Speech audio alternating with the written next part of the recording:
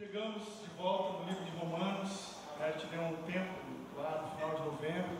Encerramos, para você que não sabe, a carta de Romanos, capítulo 5, com a graça de Deus.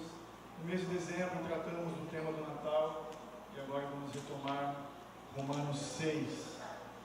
Você pode abrir pela sua Bíblia, por favor, a carta de Paulo aos Romanos, no capítulo 6. Como hoje tem ceia e várias coisas, eu optei por não fazer uma retrospectiva, um resumo de todos os capítulos. No outro momento a gente vai fazer isso, para nos trazer a memória, para nós lembrarmos do que fala cada capítulo. Eu acho prudente isso. Mas eu vou fazer um resumo bem resumido de Romanos, para nós nos situarmos aqui. A carta do capítulo 1 até o 5 de Romanos mostra o que Deus realizou em nosso favor no Evangelho. E os próximos capítulos, o 6, o 7 e o 8, nós vamos ver o que Deus realiza em nós, por meio do Evangelho. Agora nesse capítulo 6, antes de nós lermos, o apóstolo Paulo, simplesmente, ele está pintando um quadro do que seria o ideal do povo de Deus.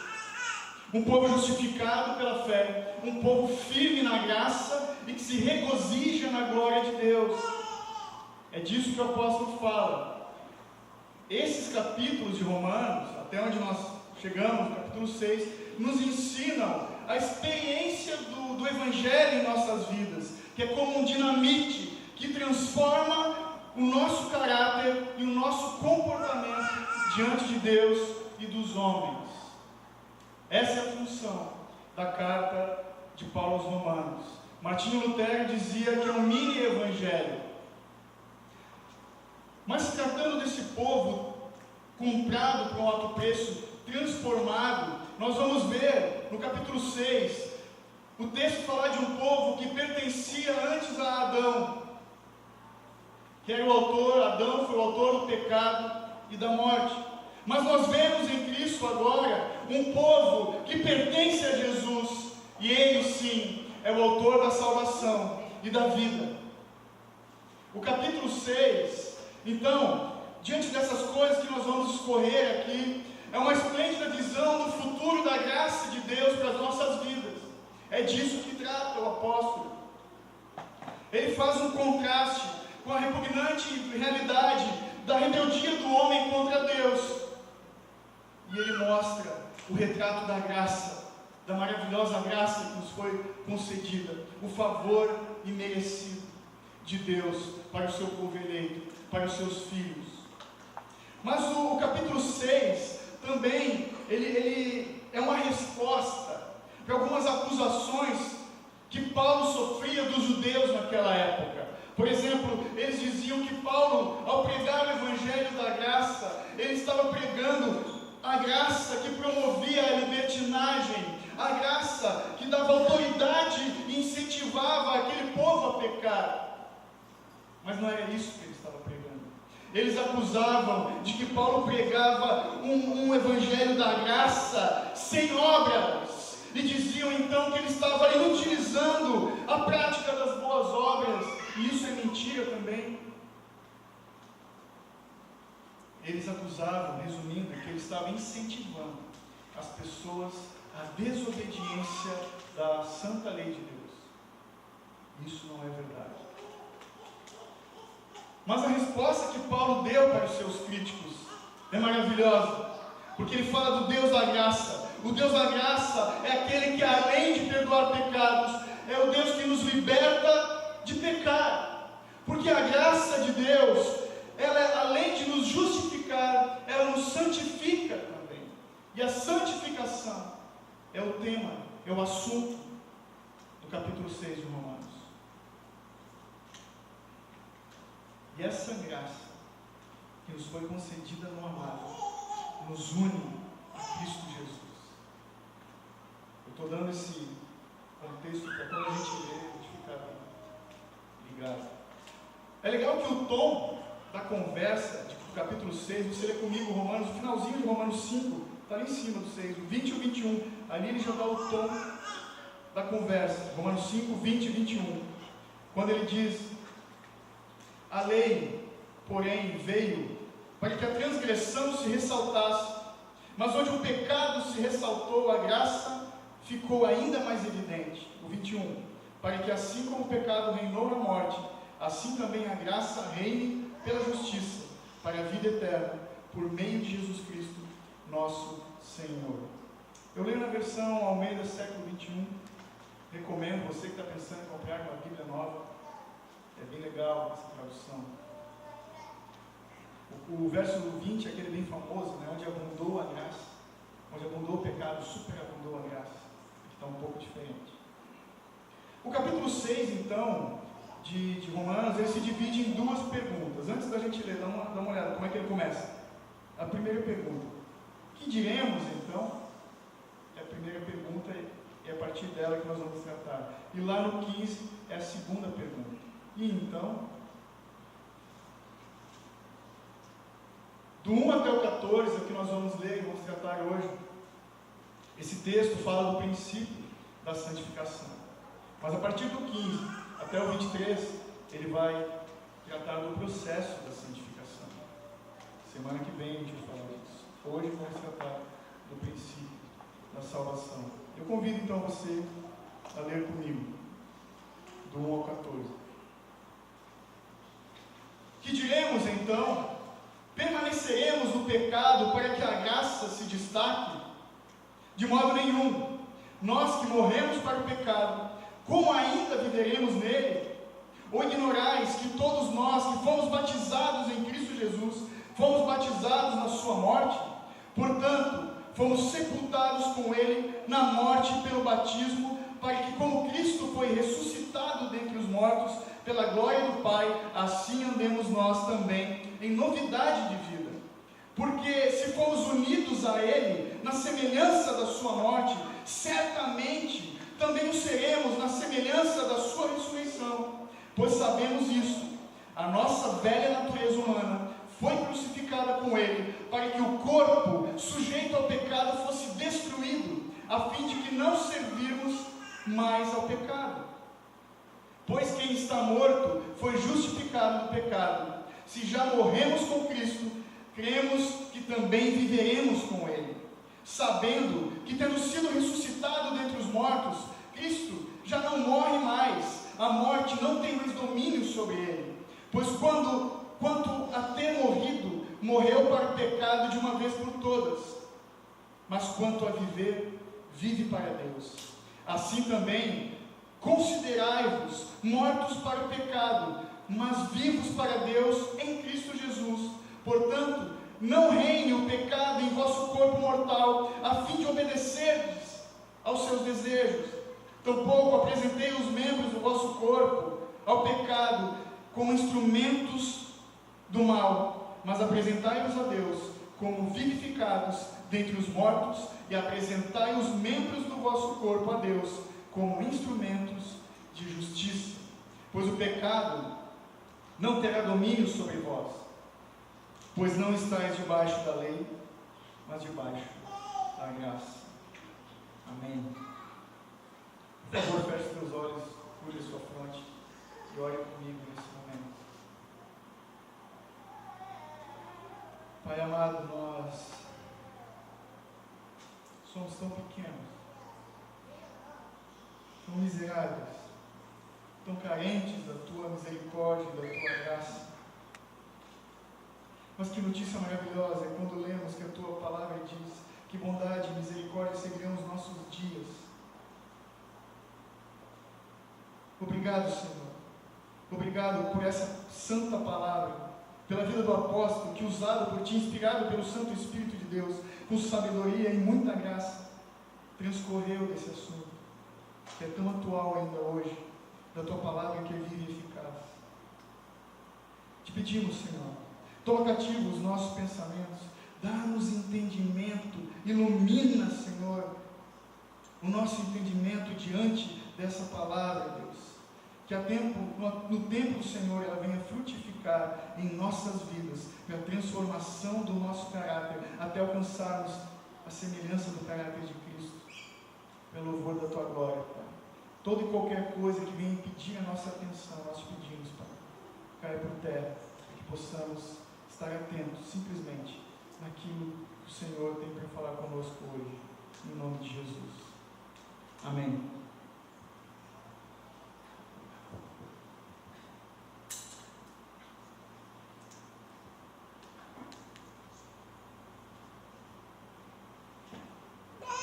Nesse trecho que nós lemos, a gente consegue identificar duas constatações que o apóstolo nos traz e duas obrigações. A primeira constatação está no verso 1 e no 2, quando nós lemos que estamos mortos para o pecado. O 2 fala: morremos para o pecado, como ainda viveremos nele? Então quem está morto para o pecado, a essa pessoa não compete sequer pensar em pecar. É disso que fala. O que Paulo não está dizendo, para a gente entender, referente ao pecado, ele não está dizendo que eu e você não queremos pecar mais. Ele não está dizendo que o pecado não tem influência ou poder sobre as nossas vidas. Se fosse assim, ele não teria escrito o verso 12 e o 14, olha comigo lá. Portanto, não reine o pecado em vosso corpo mortal, a fim de obedecerdes aos seus desejos. Só o 12, tá bom? Depois a gente vai escorrer. Mas o que me chama a atenção é que ele diz, que não diz que nós vamos morrer para o pecado. Ele fala que nós já morremos para o pecado. Isso é passado, isso é um fato, não é um processo. Ninguém morre aos poucos, ou está morto ou não está. Não existe meio morto. O cara está meio morto. Não, ele está morto ou ele está vivo. Amém?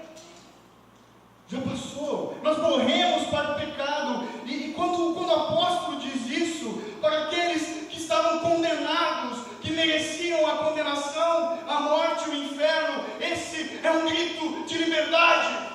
Morremos para o pecado.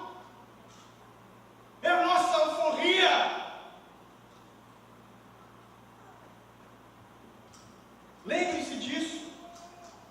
E nós já morremos. É fato. Em Cristo morremos para o pecado. Dos versos 3 até os 5, eles explicam o resultado da morte, que é a nossa união com Cristo. É o resultado do que Jesus fez por nós. Por isso morremos para o pecado, porque a Ele foi dado poder e autoridade. Só Ele, como Deus, podia morrer pelos nossos pecados. Não depende de algo que nós fizemos, de algo que nós vamos fazer. É algo que Jesus já fez por nós. É importante falar dessas coisas, porque o Evangelho, ele é uma notícia, lembram? É a boa nova, são as boas novas de Cristo, é uma notícia. O Evangelho, a Bíblia, as Escrituras, não são um livro de conselhos. Quando eu quero dar um conselho para alguém, eu chamo e falo, quem sabe tu faz assim, assado, alguns são mais metódicos, ponto 1, ponto 2. A Bíblia não é um livro de conselhos, é uma notícia. Ela está notificando algo que já aconteceu há mais de 2000 anos atrás. Mortos para o pecado. Jesus morreu por nós, a morte que nos era devida. Mas o que Paulo quer dizer então? O restante do capítulo, ele vai discorrendo nos detalhes. No resumo, nós podemos dizer que o resumo do que o apóstolo está falando é que no momento em que alguém se torna um cristão, não está mais debaixo do reino, do poder, do governo do pecado. Estamos debaixo da graça. É uma mudança de reino. Onde reinava o pecado, agora reina a graça de Deus. Nós lemos, onde abundou o pecado, superabundou a graça. Eu costumo brincar que esse é o meu estilo de vida. Para você não esquecer, olha bem para mim, eu falo, onde abundou o pecado, Superabundou a graça de Deus. E é uma verdade que tem que nos sustentar, que tem que nos alegrar.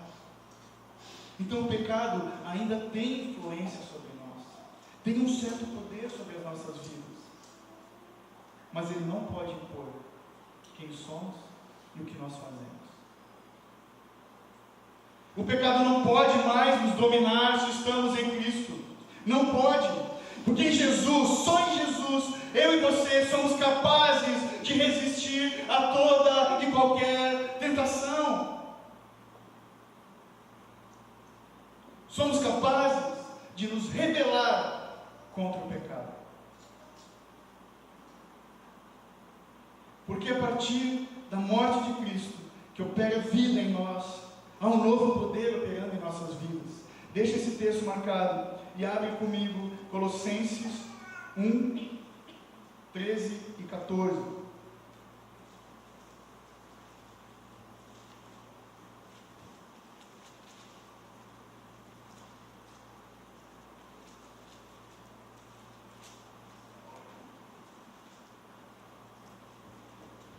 Colossenses 1, 13 e 14.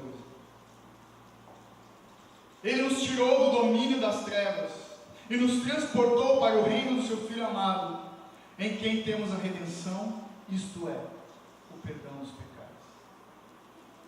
Meu irmão, se esse texto não está pintado na tua vida, esse é o momento. Eu vou até te dar uma dica, tem uma Lumicolor que ela é um gelzinho, e ela não borda do outro lado da página. É o ideal para marcar sua vida. Então nós somos transportados para outro reino.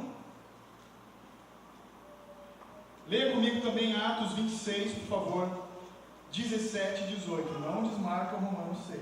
Lembra, é uma exposição bíblica. Atos 26, 17 e 18.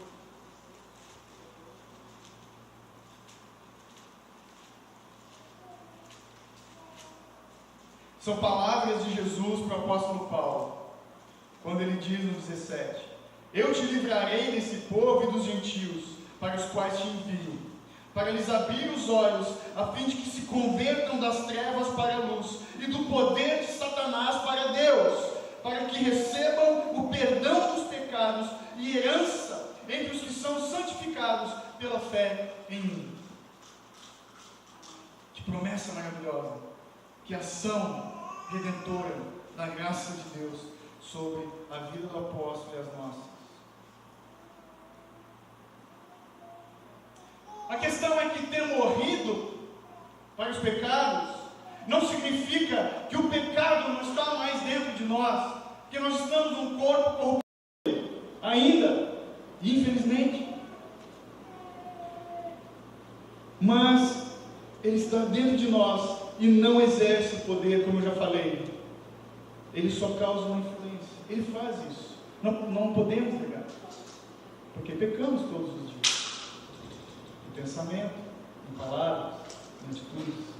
Somos santos, sim. Nós somos pecadores ainda. Santos e pecadores. Esse é o título da mensagem. Isso não é contraditório. Santo, separado, retirado, escolhido por Deus. Amém? Mas o pecado não mais nos dá ordens. Ele tenta, mas nós somos guiados pelo Senhor. Às vezes, como eu falei, infelizmente, nós vamos obedecer o pecado, mas nós não precisamos, a gente não precisa mais fazer isso. Em Adão, porque em Adão nós estávamos mortos em nosso pecado. Em Efésios 2,5 fala disso. Em Adão estávamos mortos nos nossos pecados.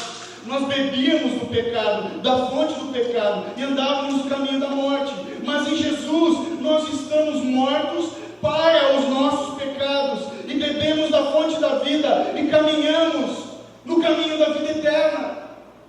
É como se antes de Jesus, eu e você, nós bebíamos chorume, aquele suquinho do lixo. Imagina que coisa boa, que nos corroía por dentro, que nos consumia, que nos envenenava, e aos poucos ia nos matando. mas em Jesus nós bebemos da água limpa e cristalina, que sacia a sede e nos dá vida. É totalmente outra realidade, irmãos. O verso 2 ainda ele pergunta, como viveremos nele no pecado, sabendo dessas coisas, como ainda podemos viver no pecado? É impossível para o crente, é impossível para o regenerado, é impossível nos satisfazermos com aqueles pecados que cometíamos antes. A segunda constatação do texto é que nós estamos unidos com Jesus, na semelhança de Jesus. Na semelhança de Jesus, nós temos a identidade de Cristo. Isso nós vamos ver dos versos 3 até o 10. E nós vamos ver então como e quando morremos para o pecado. Unidos com Cristo na morte e na ressurreição. E aqui nós vamos ver do verso 3 ao 5, peço que você leia comigo de novo, a importância do batismo. Ou ignorais que todos nós que fomos batizados em Cristo Jesus, fomos batizados na sua morte, portanto, fomos sepultados com Ele na morte pelo batismo, para que com Cristo, como Cristo foi ressuscitado dentre os mortos pela glória do Pai, assim andássemos nós também em novidade de vida. Porque se fomos unidos a Ele na semelhança da sua morte, certamente também o seremos na semelhança da sua ressurreição. Eu não sei se salta aos teus olhos nesses versos as palavras-chave que ali estão contidas, mas elas saltam para mim e você vê quando ele diz: fomos batizados na morte de Cristo, fomos sepultados com Ele, e como Ele fomos ressuscitados. Para quê? Para andarmos em novidade de vida. É muito prático o Evangelho de Deus, para andarmos em novidade de vida. Por quê? Porque fomos unidos com Ele. Quem é nova criatura? Porque foi batizado, sepultado, ressuscitado e anda em novidade de vida. O crer fala disso, eu sou insistente nisso. O original da palavra crer fala de estar colado, estamos juntos, Jesus, de caminhar pertinho. E nisso, por isso a importância do batismo, é um símbolo da morte e da ressurreição de Cristo Jesus. Eu incentivo você que tem dúvida, tem pensado a respeito de se batizar, ore, busque a Deus, venha conversar com a gente. Nós gostamos de batizar pecadores regenerados pela graça de Deus. É lindo isso, é maravilhoso, uma confissão pública. O batismo é confessar que eu não quero, eu não desejo mais viver para mim, para o meu ego, para os meus desejos. Nós estamos testemunhando quando falamos isso. Eu quero viver para Deus, eu quero viver e ser como Jesus. Quando nós cremos em Jesus, estamos unidos com Ele. Já falei, dei um spoiler ali.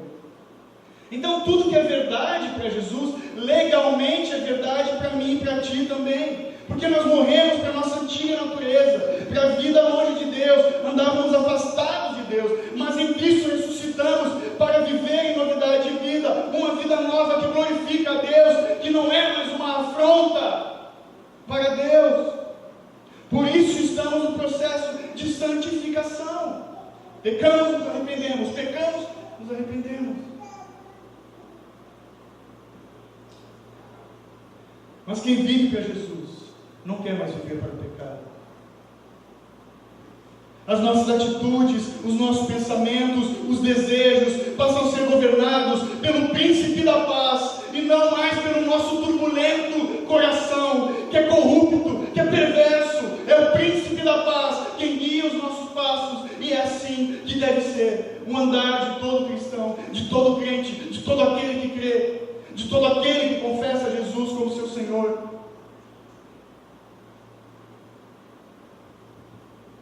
Olha comigo o verso 6, por favor. Ele diz: pois sabemos disso. A nossa velha natureza humana foi crucificada com Ele, para que o corpo, sujeito ao pecado, fosse destruído, a fim de não servirmos mais ao pecado. Destruído. E é bem essa palavra, é forte, mas é bem essa palavra mesmo. O apóstolo está dizendo que na cruz morreu o velho homem, morreu a nossa velha natureza, foi eliminada a nossa carne, que estava sujeita aos desejos dessa vida corrompida, sujeitas à vontade do pecado. O eu, o ego, o homem corrompido, não regenerado, foi morto na cruz, e onde havia morte, imperava a morte. Em Cristo recebemos a vida. E o verso 7: pois quem está morto foi justificado do pecado, livre do pecado. Como cristão, então, eu tenho que buscar a Deus, eu tenho que buscar a santidade de Deus, eu tenho que ter prazer na lei de Deus, eu tenho que amar a verdade de Deus, mesmo que o pecado ainda permaneça em nossas vidas. Com uma certa força, temos que confessar isso. Mas ele não controla mais a nossa personalidade. Ele não pode mudar a nossa identidade. Quando um não cristão peca, ele age de acordo com a sua natureza, de acordo com quem ele é. Então por que ele não haveria de pecar? Ele é assim. Mas quando um cristão, alguém que está unido a Cristo, que foi unido a Cristo, tudo muda na vida dessa pessoa, porque quem ele era mudou. Eu já usei o exemplo do Agostinho, vou falar de novo, que eu acho legal. Agostinho de Hipona, que era bispo na África do Sul, estava andando na rua, um bispo católico, andando na rua da sua cidade. Hipona é o nome da cidade. E uma prostituta chamando ele: Agostinho, insistindo: Agostinho, não me conhece mais. E ela encheu tanto o saco dele que ele olhou e falou: não, você não me conhece mais, eu não sou mais aqui. Porque antes ele andava em meio às prostitutas. Alguém que entende que vive novidade de vida, caminha em outra direção, caminha num passo diferente, caminha os passos de Jesus, em santidade, para a glória de Deus. Porque existe um novo eu, regenerado pela misericórdia, pela graça de Deus, por amor de Deus, não por merecimento, pela graça de Deus. Mas quando um crente, um cristão peca, ele está agindo contra a sua natureza. Por que ele haveria de pecar? Quando eu peco, é porque eu não percebo quem eu sou. É porque eu esqueci do que foi feito por mim na cruz do Calvário. Sabe aqueles 5 minutos de poder? É isso. Quando a gente pega o foco, quando a gente deixa de olhar para a cruz, quando nós olhamos para o lado e não mais para o autor e consumador da nossa fé. Titubeamos, vacilamos, tropeçamos no caminho. Nós não podemos nos esquecer disso. Abre comigo o Salmo 103, famoso, por favor.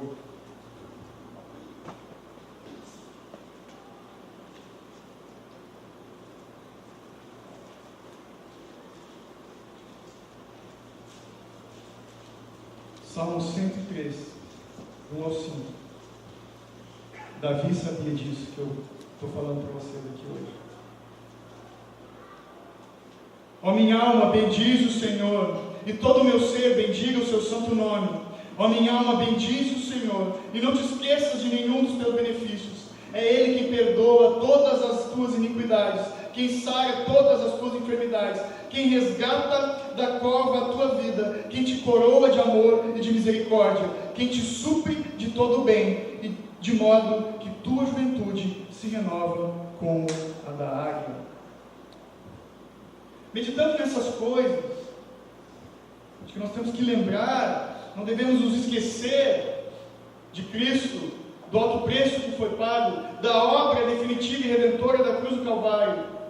Eu lembrei desse salmo, mas eu lembrei de uma canção antiga, talvez alguns aqui conheçam, vou arriscar. Eu acho que o nome dela é Louvemos ao Senhor. O refrão dizia: Cristo é a nossa vida. Quem lembra disso? Cristo é a nossa vida, o motivo do louvor em nosso novo coração. Canta aí, galera, ajuda. Pois morreu a nossa morte para vivermos sua vida, nos trouxe grande salvação. Canções como essa, irmãos, tem que nos lembrar. Textos como esse do salmista tem que nos encher de alegria. Por isso a importância de lermos a palavra todo dia, de comermos do pão todo dia, de nos alimentarmos dessa verdade.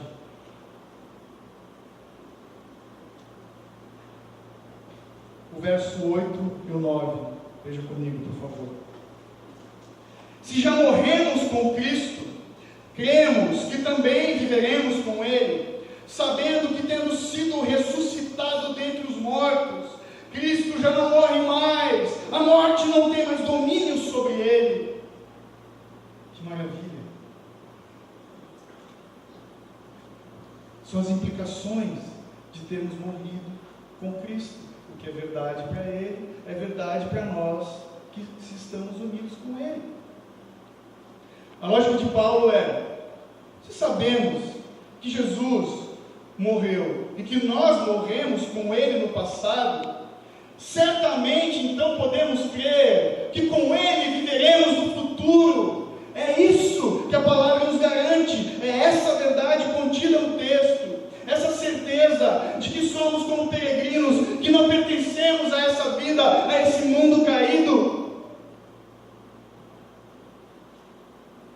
Nosso passado é duvidoso, dá para dizer, mas o futuro do crente é certo. E isso nos foi garantido na ressurreição de Jesus, que nos traz a vida eterna. Eu não sei se tu já parou para pensar, meu irmão, falando de ressurreição. Lázaro ressuscitou. Talita, a filha de Jairo, né? Talita Cumi, também ressuscitou. Tiveram outros, mas todas as pessoas que foram ressuscitadas na Bíblia, voltaram a morrer. Só Jesus ressuscitou e vive eternamente. Por isso, Ele é o unigênito Filho de Deus. Ele é o primeiro de uma nova raça eleita. E isso vai nos acontecer. Isso é fato para mim e para ti. A morte não tem mais poder, nem direito sobre Ele, nem sobre nós, se estamos unidos a Ele.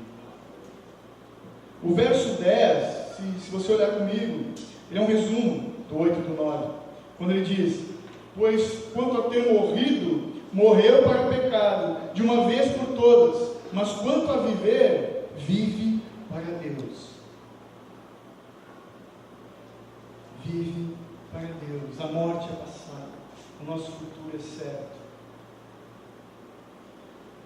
Eu não vou entrar em detalhes aqui, mas Jesus morreu por mim e por ti, meu irmão. A segunda morte. A segunda morte.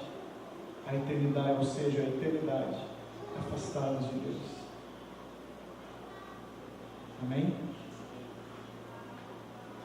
E agora no texto nós vemos as duas obrigações, então, do crente, do cristão.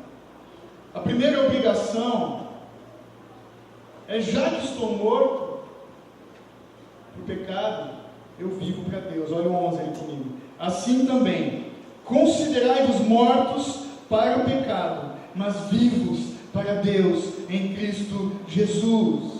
Fala de me sujeitar a Deus. Quem está vivo para Deus está rendido diante de Deus, vive uma vida de adoração, não é uma vida apática, não é uma vida de um frequentador de igreja que tira pó da cadeira da igreja. É de alguém que vive, que tem a sua vida por amor daquele que nos amou primeiro.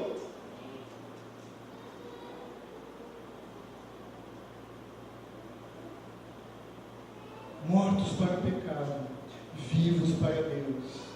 Fala de um escravo, um servo, eu e você, e dois senhores, o pecado ou Deus. É curioso, alguns sabem que eu gosto de história, que a escravatura nos Estados Unidos, ela teve aproximadamente 100 anos, um pouquinho mais. E diz a história que depois daquela guerra civil, onde acabou, né, chegou o grande dia da abolição da escravatura, diz que ainda anos depois, os escravos libertos andavam nas ruas de suas cidades, e quando eles cruzavam com seus antigos donos, senhores, eles tremiam e se curvavam e perguntavam para eles se eu vou ser vendido.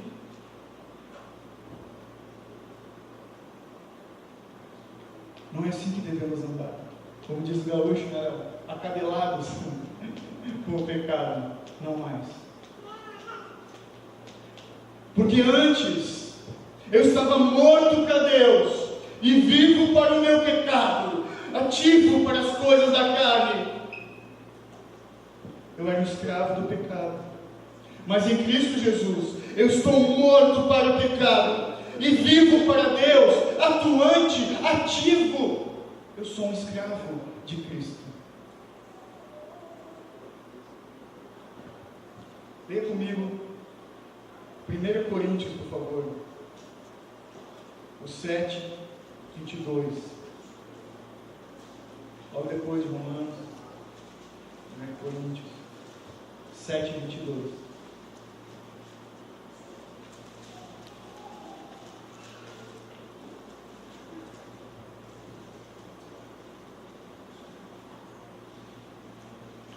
Diz assim: pois quem foi chamado pelo Senhor, mesmo sendo escravo, é um liberto do Senhor. E assim, também quem foi chamado sendo livre, é escravo de Cristo. Nós somos escravos de Cristo, e não mais do pecado.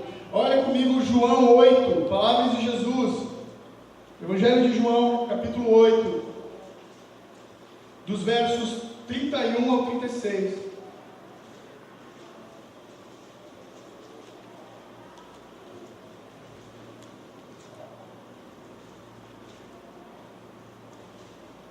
João 8, 31, vamos lá.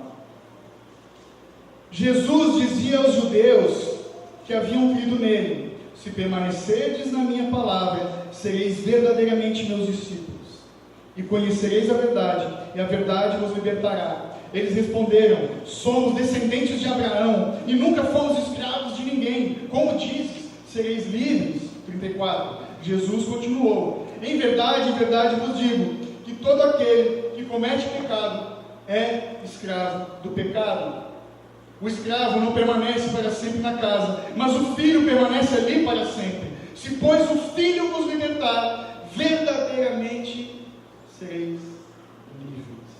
Agora você sabe o contexto do texto que o nosso presidente usou de slogan. Legal, né? Todo homem é um escravo. Ou somos escravos do pecado, ou somos escravos, servos de Deus. É uma palavra que incomoda, mas é verdade. Não somos livres. Somos escravos do pecado ou de Deus. É a Bíblia que está falando. E de quem, então, eu sou servo? Do pecado ou de Cristo? Mas espera aí, alguém pode dizer: mas eu posso escolher pecar ou não pecar? Sim. Pode? Tá, então eu posso escolher a quem servir? Não! Não podemos escolher o nosso Senhor. Você já ouviu uma história de um escravo? Eu quero ser teu escravo, cara. Não existe. Um escravo não escolhe o seu Senhor. Abre comigo Filipenses 2,13, por favor. Filipenses 2,13. Traga sua lumicola na semana que vem, para utilizar esses textos. Ou anote. Tem irmãos que têm o costume de anotar, eu acho lindo isso. Eu acho bacana. A gente ficou um pouco constrangido do que esse cara está anotando, mas é a palavra de Deus. Tome notas. Take notes. Filipenses 2,13. Porque é Deus que produz em vós tanto o querer como o realizar, segundo a sua boa vontade. Se estamos em Cristo, então, nós não estamos mais em Adão. Já falei, um escravo não escolhe o seu senhor, é meio óbvio, né? Mas tem coisa que a gente viaja na maionese. Pertence a Cristo todo aquele que foi comprado pelo sangue do Cordeiro, ponto. Mas alguém ainda pode fazer uma terceira pergunta: mas o meu livre-arbítrio? Não existe! Não existe livre-arbítrio. Procure na Bíblia toda. Não existe. É invenção de homens. Porque a gente confunde livre-arbítrio com livre agência. Nós podemos escolher o carro que vamos comprar, a pessoa com quem nós vamos nos relacionar, o nome do meu filho. Podemos. Livre agência. Você escolheu a roupa que veio para o culto hoje. Não é verdade? Mas toda e qualquer escolha que se refere à nossa salvação não depende de nós. Porque a nossa vontade é totalmente corrompida. Vamos sempre inclinar pela escolha do mal, porque a nossa essência é de pecado. Vou dar um exemplo que eu gosto de usar do Nicodemos, bem rápido, para a gente ser velho que tem sempre. Brasil e Alemanha, na Copa do Mundo. O juiz pode ser alemão? O juiz pode ser brasileiro? Por quê? Porque ele vai puxar a sardinha do lado dele. Entendeu? É isso. Porque a vontade do homem é corrompida, simples, fato. Nós não somos livres. Primeiro, porque a vontade do homem é corrompida. Não precisa abrir que eu vou agilizar aqui um pouco. Anote. Gênesis 6:5. O Senhor viu que a perversidade do homem tinha aumentado na terra e que toda a inclinação dos seus pensamentos e do seu coração era sempre e somente para o mal. Gênesis 6:5. Vai lá e confere depois. Por que não somos livres? Porque o homem não é senhor de si mesmo. Eu sei, Senhor, que a vida do homem não lhe pertence. Não compete ao homem dirigir os seus passos. Jeremias 10:23. Anote.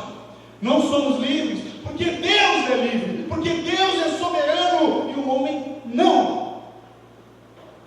Em seu coração, o homem planeja o seu caminho, mas o Senhor determina os seus passos. Provérbios 16:9. E tem tantas outras. É disso que fala então, que eu estou morto para o pecado, mas vivo para Deus. Já em outro momento eu falei que a nossa anatomia do corpo humano é cultica. Nós temos joelhos para dobrar diante de Deus, temos boca para louvar e glorificar ao nosso Senhor, temos braços para nos rendermos diante do autor e consumador da nossa fé. De escravos do pecado, passamos a servos, adoradores do Deus vivo. Essa é a nossa realidade agora em Cristo. Se você ficou curioso com o tema livre-arbítrio, eu recomendo que você baixe na internet, está disponível gratuitamente, o livro Nascido Escravo, de Martinho Lutero, Ministério Fiel. Nascido Escravo. Ok? A outra obrigação do crente, nós falamos da obrigação do crente com Deus, se render como servo de Deus. E agora a obrigação do crente consigo mesmo, versos 12 até o 14, de Romanos 6.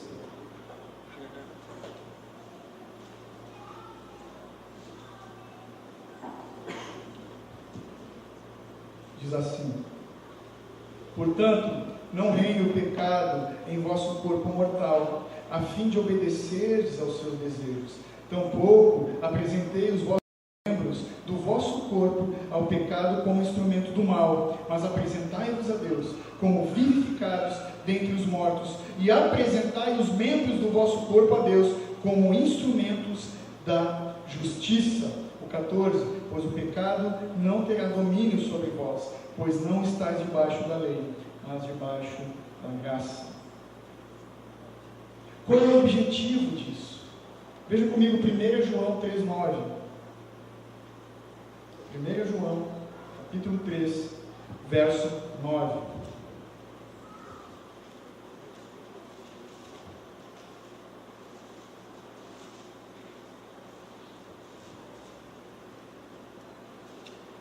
Aquele que é nascido de Deus não peca habitualmente, pois a semente de Deus permanece nele, e ele não pode continuar no pecado, porque é nascido de Deus. O objetivo é a santificação. Mas o próprio João, nessa carta, capítulo 1, verso 8, fala de uma grande verdade. Se dissermos que não temos pecado algum, enganamos a nós mesmos, e a verdade não está em nós. Existe um povo pregando uma graça barata. Existe um povo falando para mim e para você, que você não é mais um pecador. Isso é um engano do inferno para a minha e para a tua vida. Que nós podemos fazer o que der na telha, que Jesus vai perdoar mesmo. Isso é doutrina do diabo. Cuidado com os vídeos que você assiste na internet. Cuidado com os livros que te indicam. Tem um profeta do inferno hoje falando dessas coisas, para você saber. O nome dele é Joseph Prince. Cuidado com o material desse herege, desse falso profeta.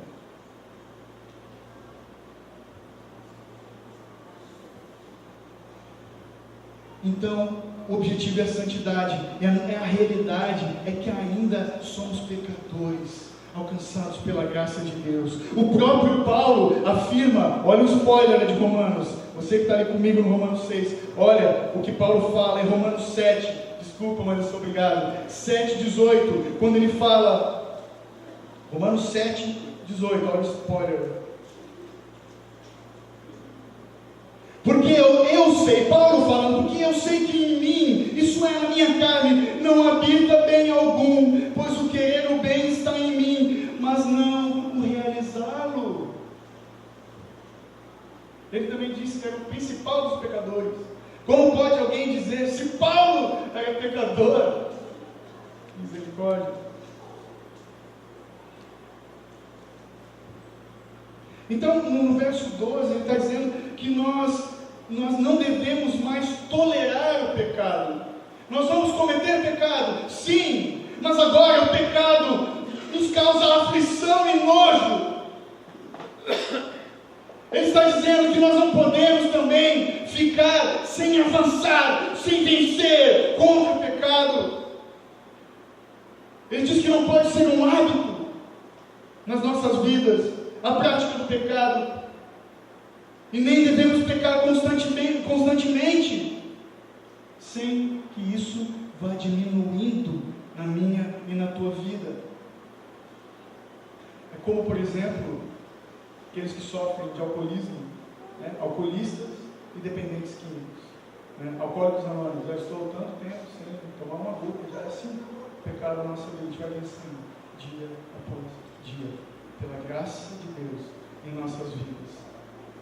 Essa é a verdadeira batalha espiritual. O verso 13, então, ele fala para nós apresentarmos nossos corpos, né? Então, ele está dizendo, ele está ensinando que agora nós devemos obedecer a Deus e não mais o pecado com o nosso corpo, com as nossas atitudes. Vamos ler o 12 ou 13 de novo. Portanto, não reine o pecado em vosso corpo mortal, a fim de obedecerdes os seus desejos. 13. Tampouco apresentei os membros do vosso corpo ao pecado como instrumento do mal, mas apresentai-vos a Deus como vivificados dentre os mortos, e apresentai os vossos membros do vosso corpo a Deus como instrumentos da justiça. O pecado não pode mais nos governar, mas ele continua travando uma batalha em nosso interior. É como uma pequena força de milícia ao redor da cidade, ao redor das nossas vidas. É o inimigo que anda ao nosso redor. nos tentando, Ele continua travando uma guerra ao nosso derredor, lançando tentações, ciladas. Por isso temos que vigiar e orar, vigiar e orar. Para não oferecermos os nossos corpos como instrumento do mal. É como um exemplo prático. É como uma criança tola que vai no zoológico, fica brincando, cada vez mais perto da jaula do leão. Daqui a pouco o leão... Vamos ficar espertos. Não brinca com fogo para fazer xixi na cama, também, porque isso é um exemplo legal.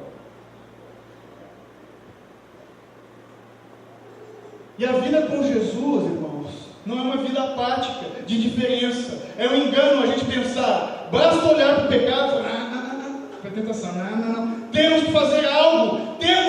A palavra, o texto nos chama a fazer algo diante da tentação, diante da sedução dessa vida. E o segredo está aqui, quando ele diz, primeiro, no verso 13, nós temos que nos apresentar diante de Deus, para viver com Ele, por Ele e como Ele é. Sede santos, como eu sou santo. Foi Paulo que falou também, ousado, ele gaúcho. Sede meus imitadores, como eu sou de Cristo. É isso, irmãos. E ele fala também que nós temos que apresentar os membros do nosso corpo como instrumentos da justiça. Seja o nosso viver, o nosso pensar, o nosso agir, a expressão do amor de Cristo, dedicado ao Pai e ao próximo. Uma vida não de altruísmo, mas uma vida que entende que aqui que nós somos chamados para amar a Deus e o próximo, menos nós, mais a Deus, mais o próximo. É um exercício saudável parar de olhar para os nossos umbigos, para as nossas necessidades. Por isso que eu fico bolado, eu não entendo quando o crente vem para a igreja, fui lá no culto para receber. Receber o quê?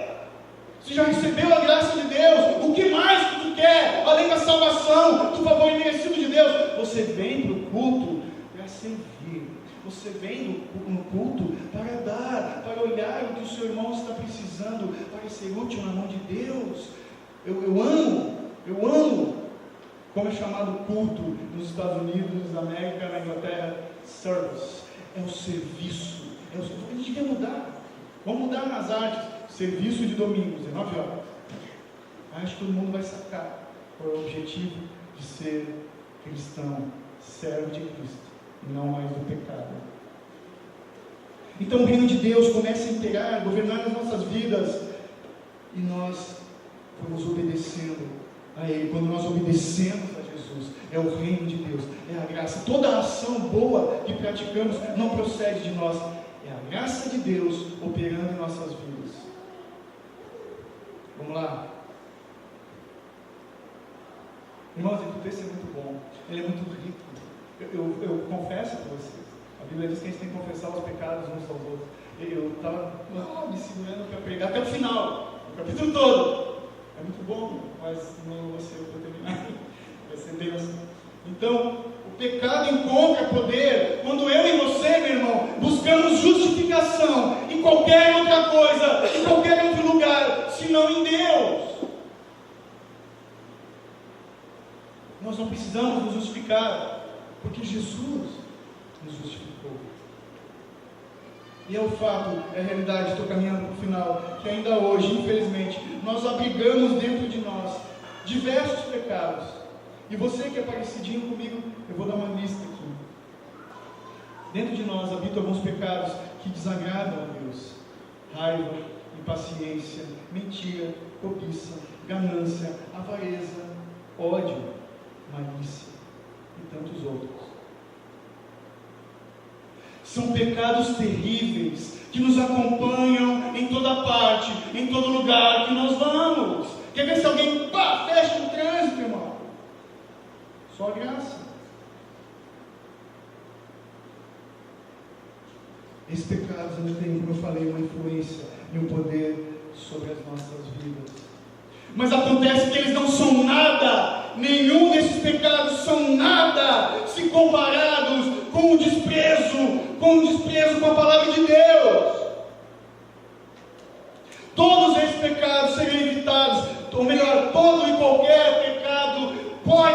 ser evitado se de fato nós tivermos amor pela palavra de Deus, tivermos reverência pela palavra de Deus. Mas ai de nós, porque esse pecado do desprezo dos homens que viram as costas para Deus, para a palavra de Deus, para as coisas do Espírito, o mundo todo chafurda nesse pecado. Terrível pecado. E sobre o povo que comete esse pecado, devia vir a destruição, como foi com Jerusalém, como foi com Roma e tantas outras nações. Destruição, juízo de Deus. Porque quando um homem comete assassinato, adultério ou rouba alguma coisa, passa o tempo e vem um peso, vem um arrependimento, talvez, vem um remorso no coração do homem, não é verdade? Mas o não dar ouvidos para a palavra de Deus, desprezar a palavra de Deus, tanto faz se eu vou na igreja ou não causa nada no coração de muitos. Eu tenho sido chato, e eu vou ser cada vez mais chato com o dia do Senhor, que é o domingo, o dia de nós como igreja nos reunirmos. Se você tem prazer em ouvir a palavra de Deus, cara, que se dane a festinha de aniversário, vai para a igreja. Que se dane o teu parente que chegou, traz ele para a igreja. Ou você não tem prazer na palavra de Deus? Eu sou obrigado a falar isso. É um dia da semana dedicado ao Senhor. Tem alguns que não vieram hoje por causa da chuva. Se a casa não destelhou, se não morreu alguém, se não está alagado, por que não veio? Se fosse dia da semana, não ia faltar no trabalho. Voltando para o texto. Esteja debaixo da graça e não debaixo do pecado. Tem um grande segredo. Paulo é fantástico nas riquezas quando ele escrevia. Você olha comigo o verso 6, o 8 e daí pula para o 9.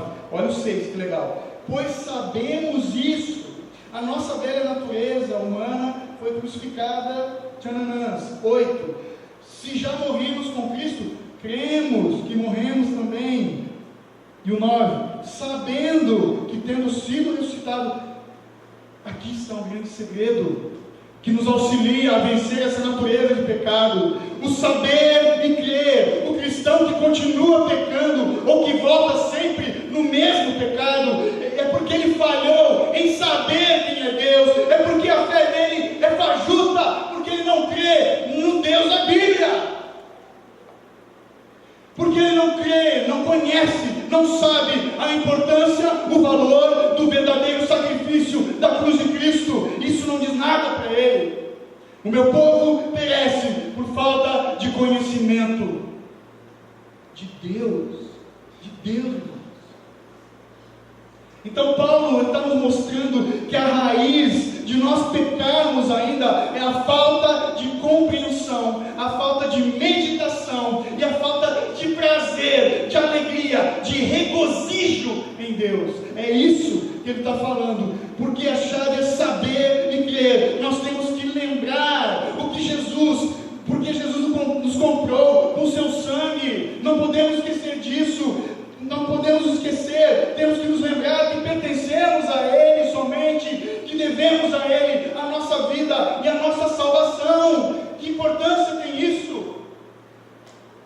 Não podemos nos esquecer que foi Jesus que nos libertou do domínio do pecado, que nos enviou o seu Santo Espírito, que nos dá força para resistir às tentações e dos nossos desejos maus. Não devemos nos esquecer que Jesus nos salvou para uma vida de arrependimento e santidade diante de Deus. Então, para finalizar, eu tenho 3 perguntas, para a gente não esquecer disso do fato. Eu te incentivo a você perguntar para si mesmo, para o seu coração, o seguinte: sujarei o coração que Cristo morreu para lavar? Vou menosprezar o propósito da dor de Cristo? Vou dar as costas para o objetivo alcançar o privilégio de ser alvo do seu amor? Quem é Jesus, irmãos? Quem é o Senhor das nossas vidas? Aonde você tem depositado o prazer da tua vida? Isso tem que ser um sentido para mim e para ti. Para nós nos apresentarmos santos diante de Deus com grande prazer e alegria, sabendo que nós, que eu e você, nós éramos aqueles que mereciam o inferno e a morte, mas por amor do seu Filho amado, somos os que foram vivificados dentre os mortos, para voltarmos para casa e vivermos eternamente com o Pai. Amém? Glória a Deus.